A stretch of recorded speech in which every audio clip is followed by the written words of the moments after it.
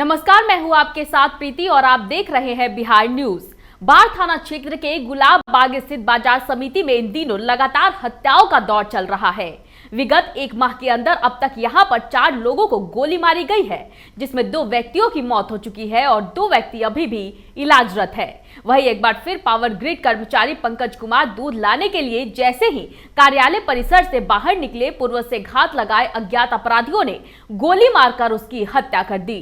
वही घटना के बाद आक्रोशित भीड़ ने गुलाब बाग के पास NH 31 को जाम कर प्रशासन के विरुद्ध जमकर नारेबाजी की। हाँ, डेढ़ बाद निकल के दूध लावे जाके तो रोडवा गोली मार दिल के मैं बाबू मर गल के नहीं भाई में बरासा रहले कहीं काम करते थे क्या? नौकरी करल के नहीं जे पर बिजली के बाग में वो ग्राम में बड़का भैया के हाँ सबसे छोटा है। उनका क्या नाम था? समझे भैया क्या नाम था? पंकज। आपका क्या नाम? सुमन नाम है। किसी को देखे हैं जी? नहीं, हम सब सुतले ली तो फोन भाभी फोन के भैया के गोली मार के दहली के भैया। बेगूसराय में ठनका गिरने से 3 लोगों की दर्दनाक मौत हो गई। बताया जा रहा है कि चेरिया बरियारपुर थाना क्षेत्र के भितराही चौर में खेत में काम करने के दौरान मां बेटी पर ठनका गिर गया, जिससे दोनों की मौत मौके पर ही हो गई, जबकि एक बच्ची गंभीर रूप से घायल हो गई। वहीं दूसरी घटना नौकोठी प्रखंड के जीतपुर गांव की है, जहां 12 वर्षीय सौरभ कुमार खेलने के दौरान ठनका की चपेट में आ गया, जिससे उसकी भी मौत हो गई।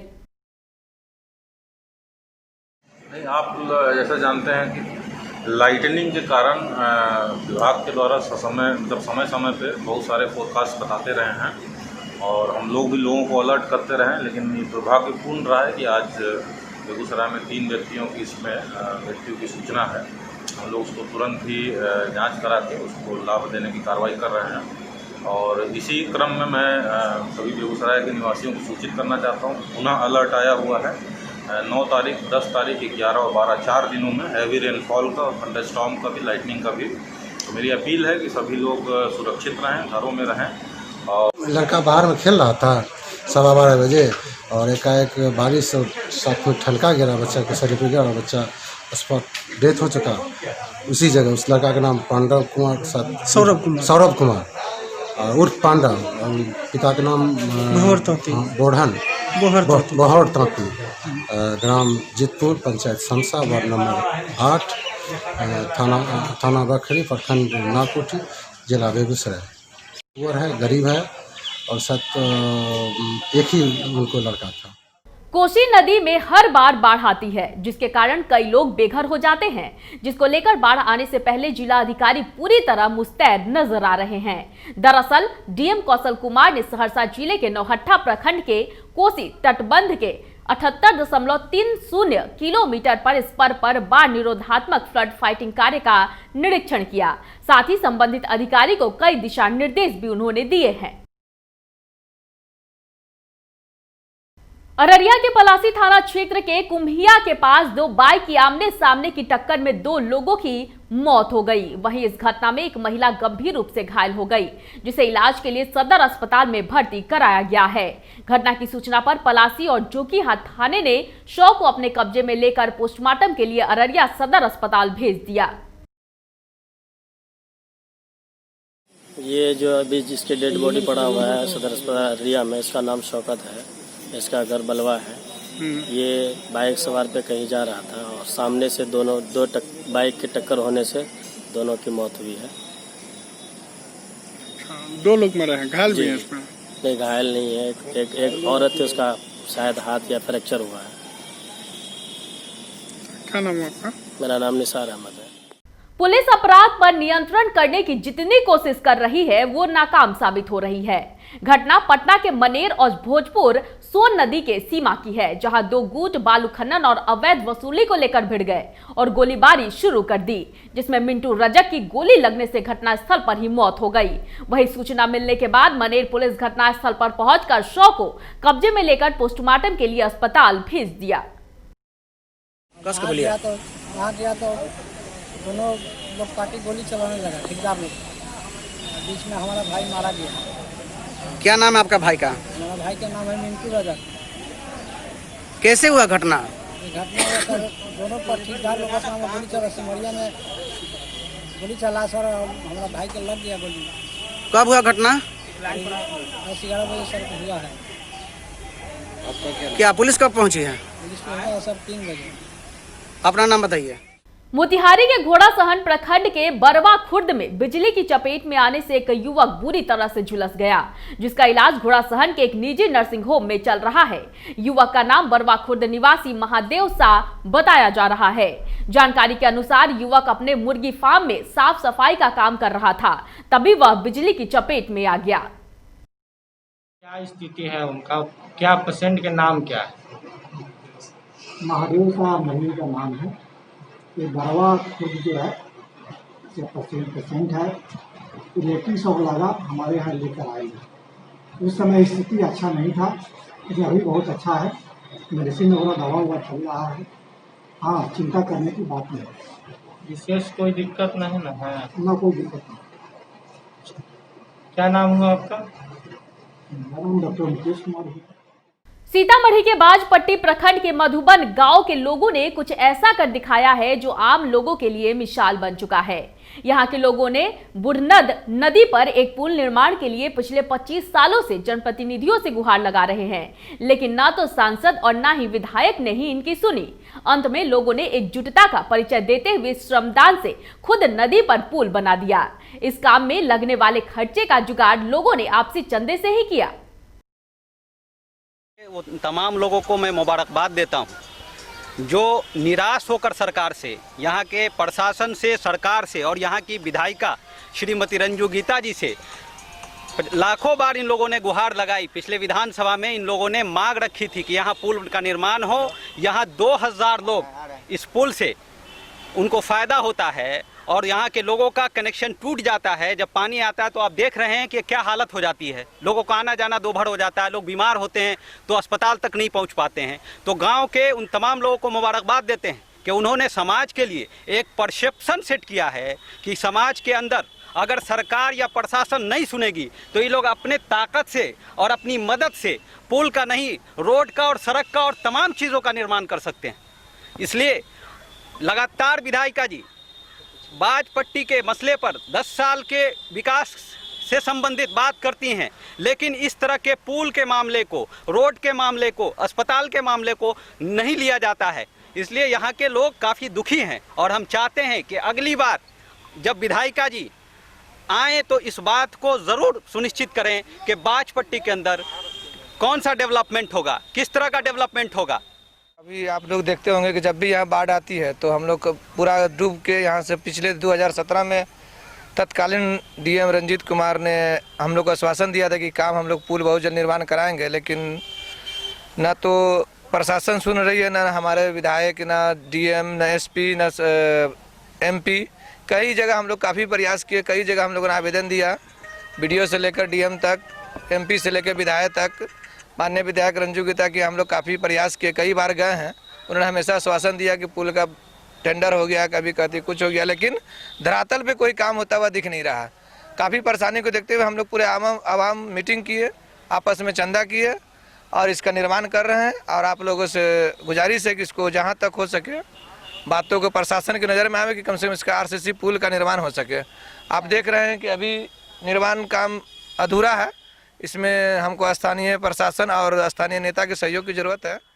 मुंगेर की पूर्व सांसद वीणा देवी के विकास निधि कोष से मोकामा प्रखंड के शेरपुर गांव में ग्रामीण सड़क का निर्माण कार्य प्रारंभ हो गया है।